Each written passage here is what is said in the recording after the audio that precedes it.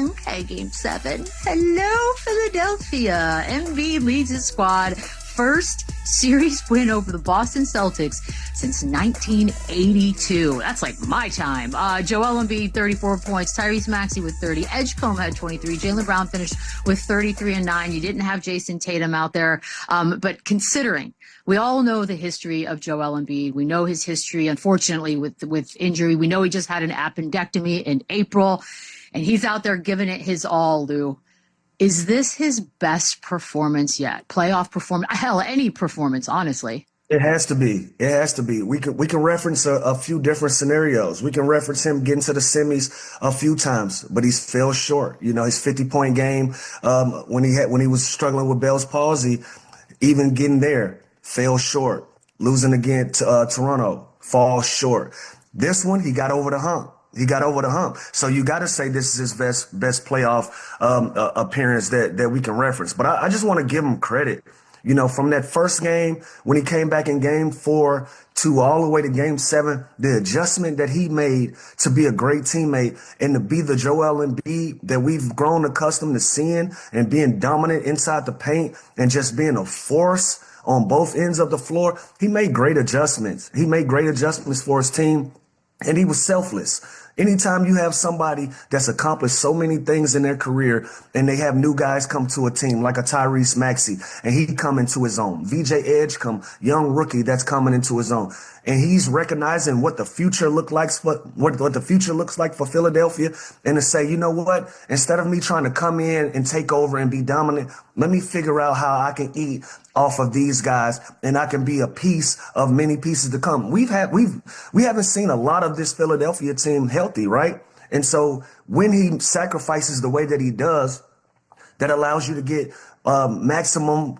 production out of PG, that allows you to get the most out of Edgecombe, it allows you to get the most out of Tyrese. And at the same time, he threw in a couple 30-point games himself, right? He didn't settle at the 3-point line. Like that shot that he takes at the top of the key from 3, that's usually the first option in their offense, and he takes that shot. Instead, he let his offense progress into the first option, second option, third option, then the fourth option. If it came back to him at the 3-point line, then he would shoot that shot. So he allowed everybody to get into their bags and be the special players that they are, instead of just taking these quick 3-point shots early in the shot clock, opposed to putting his wheel on a team and playing inside the 3-point line and being dominant and getting to the rim and playing some bully ball and using his size where he could be aggressive. So the adjustments that he made from game 4 all the way to the end were incredible. And I think ultimately that's what got Philadelphia over the hump, opposed to, you know, just settling for jump shot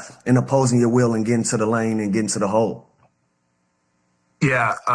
2 things. When I watched them in game 7, I was like, how is this team a 7 seed? Like, this team is unbelievably balanced. They're so good. When they get this version of Joel Embiid, it's just like night and day how good and how dominant this team can be. And Joel Embiid, this has got to be his best performance. This is game 7, season on the line, like nothing else matters. And he came out here and played his best basketball and had his most dominating game of the postseason. And yeah, he's had some great, you know, game 6s, the 50 ball after the knee surgery, you know, all the injuries and the Bell's palsy that he was dealing with, to have some of the games he had. But there's nothing like game 7, as we know, and the playoffs, and the fact that he came out here and dominated after kind of getting highly criticized for how he came and played that first game, being almost too aggressive. And it looked like it panned out because they needed tremendous adjustment, Chandler. Yeah, they marinated a little bit. Got to give them a minute. Like, good Lord. I'm just saying, like, they needed all of that 34 and 12, and they looked like the better team. Like, Maxey was unbelievable. VJ was unbelievable. And if I didn't know anything, and I didn't see the 6 games before this or the season, I would think the better team advanced, and Philadelphia proved that, and that was a hell of a comeback and just a hell of a way to finish the series. And now fully kind of healthy going into this next series is going to be unbelievable, because we know the history there. We know how rocking those 2 stadiums and those fan bases can get. So I look forward to the Joel Embiid trolling. I look forward to the Knicks fans going wild. This is going to be fireworks. Yeah, we'll get to that too, because Joel Embiid did have a nice little offer for Philly fans as far as tickets are concerned, but they were only leading by one at 99-98. And then here comes Maxey scoring 8 of the final 10 points, closes this thing out. I don't know if I'm a Sixers fan. Chandler, I feel like I'm in a pretty good spot because I still have Joel Embiid, but I got Tyrese Maxey as like the legitimate future and franchise guy moving forward, right? 100%. And then you got a little clone of him and BJ Edgecombe that's right behind him. And probably one of the best youngest backcourts in the league. So, yes, I think Maxey is the franchise player. He is the future. He is the present. He is everything to this team. And I think Joel Embiid's okay with that. You know, Joel Embiid was that before, and Joel Embiid can still be that on certain nights, like he just was when his season was on the line in Game 7. And they're still going to rely on him. They're still such a better team when Joel Embiid kind of dominates like he did. There's no doubt about that. But yes, given the age and the health of Tyrese Maxey and what he's accomplished already in such a short period of time, he is their guy going forward. And fans should be extremely excited about that. This kid is electric. He is dynamically fast and gets out in transition, can score the ball in so many different ways. And when Joel Embiid gets it going, he has no problem giving the ball to him. He has no problem letting Paul George get his. Like, he has got a great balance and approach to the game while understanding, like, all right, now game's on the line. Now give me the ball and let me do what I do. So I think it's super impressive the growth he's made this year. And he is a perennial all-star, all-NBA type talent. And they're going to need him, obviously, to be really, really good going up against Jalen Brunson. Agreed. He's going to have fun. Agreed. By the way, Lou, you want some hot analysis, Lou? I really Let's like watching Tyrese Maxey play basketball. It brings me Yeah. It brings me It joy. does. It does. And for Philadelphia to be successful, they got to go in a direction that Tyrese Maxey is going to take them.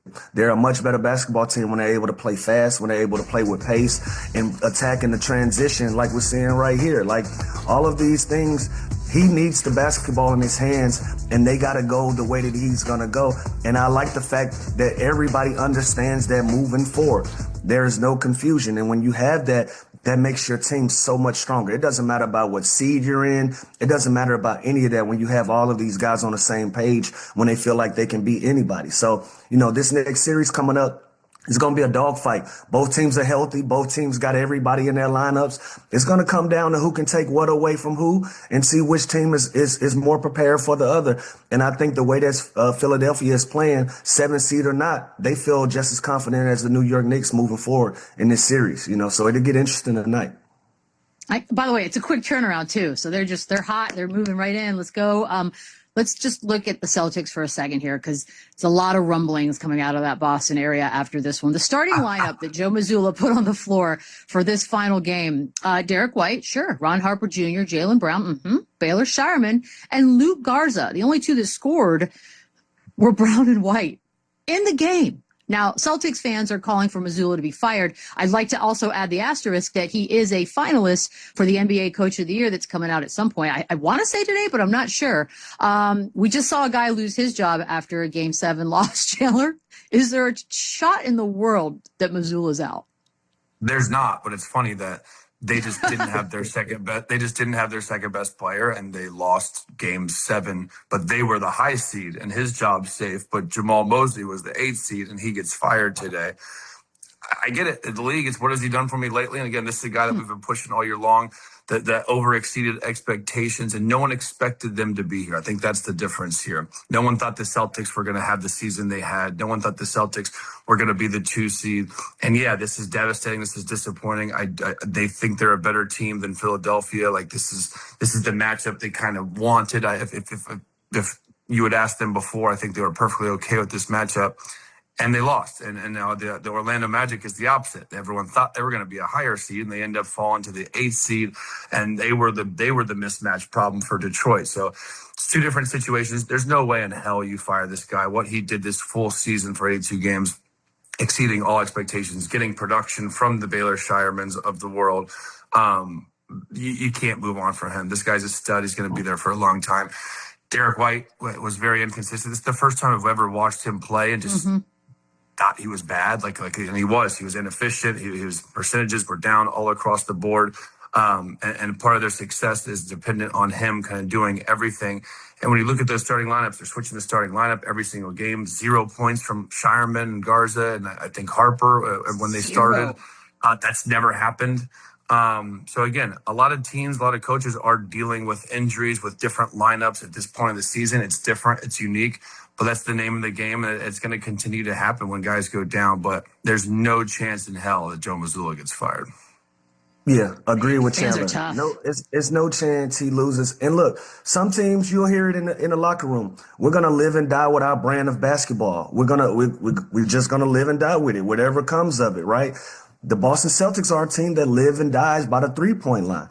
They shot 27% from the 3-point line. So if that doesn't tell you anything about who they are, that's the whole story, right? So I don't think you make a coaching change in Boston by playing a brand of basketball that you said that you have subscribed to, that your fan base and your organization has said, hey, look, we're going to be a team that's going to live and die behind a 3-point line. Well, they died.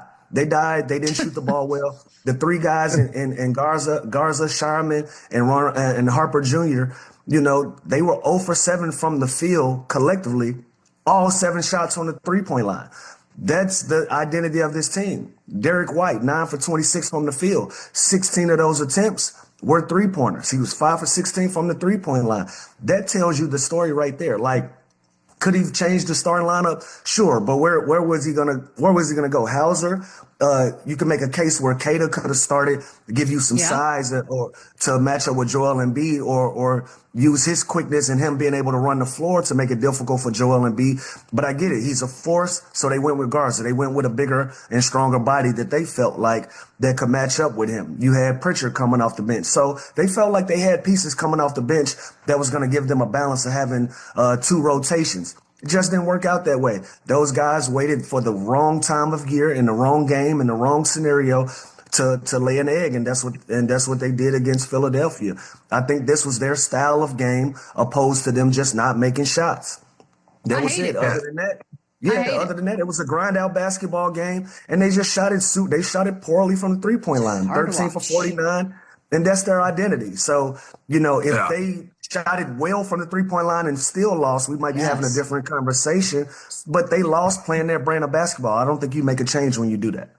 Yeah, this is the same conversation we were having when they won the championship. If you remember, like they're going to live and die by the 3-point line, and they just happened to make a bunch of shots and were way more efficient during that run. This year, throughout this whole series, announcers, analysts, everyone was questioning, how does this team grind out wins when they don't shoot the ball well?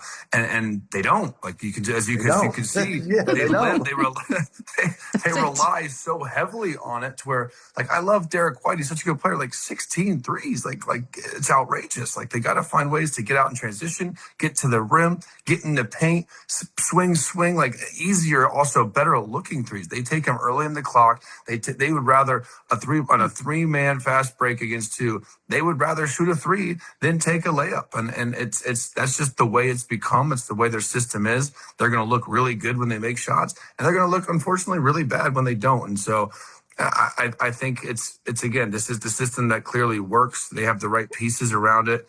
They were missing Jason Tatum, who came back wildly fast, but he was a huge part of this team and this offense. But that's no excuse. Every team across the playoffs right now is dealing with somebody out or somebody hurt. It's part of the game. But Joe Mazzulla ain't going anywhere. He might be the coach of the year, like in a few days or whenever this gets done. By the way, it's like watching a bird fly into the same window over and over again and not making changes. Like at some point, don't you just adapt, tweak, adjust?